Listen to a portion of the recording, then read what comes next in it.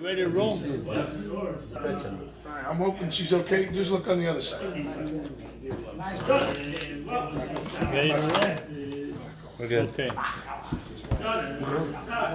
So we're holding in the laws of Netilas Yadayim, right? So we learned yesterday that you have to make sure that there's nothing that separates, nothing on your hands when you wash your hands, including the nails. Right.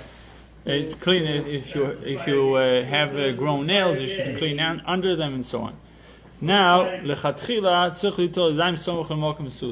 you wash your hands, to begin with, you should try to wash your hands close to the place where you're about to eat.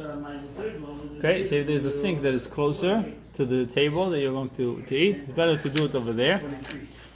Why? So the tila and the meal, the washing of the hands, and the meal should be as close as possible.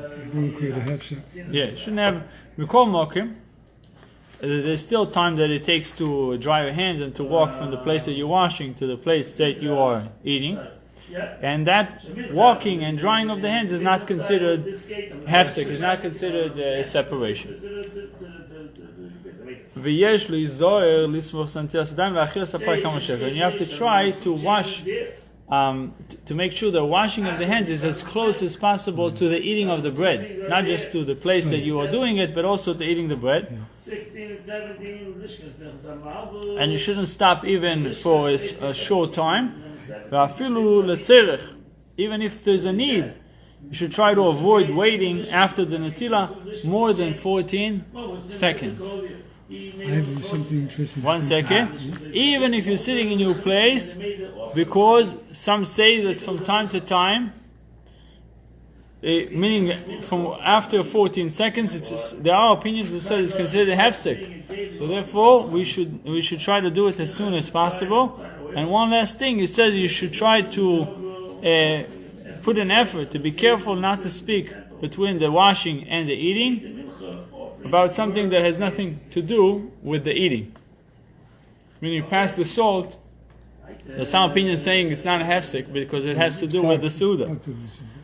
Even if it's a very short conversation of 2 and 3 words, you should try not to speak. Not even speaking about Divrei Torah, words of Torah should not be discussed between the washing and the breaking of the bread, between eating the bread. Go ahead. Yeah, I want to say that sometimes you're invited to a fair, and you're in a huge ballroom, and they have the bread on the table, and you go and you have to walk like very far away. Right. So I saw Rabbi what he does when he washes his hands. He put the paper under his arm and he walks like this with his hand wet until he gets to the table. Because while Azoga is doing this, it's like... Better idea is if you want just to take a piece of bread there where he's washing his hands. Yeah, but sometimes they don't put the bread. No. You go to the table first, take a piece of bread from the table, and then if you want to be such a tzaddik, to wash with the hand like this, to walk around, don't take the bread first. Yeah. It'll be better tzaddik. That's why, yeah. Okay, I'll tell him. But eating standing, maybe he doesn't want to eat standing. So you sit down there, with the sink, they've seen it. Anyhow. Also. Yeah. Standing, yeah.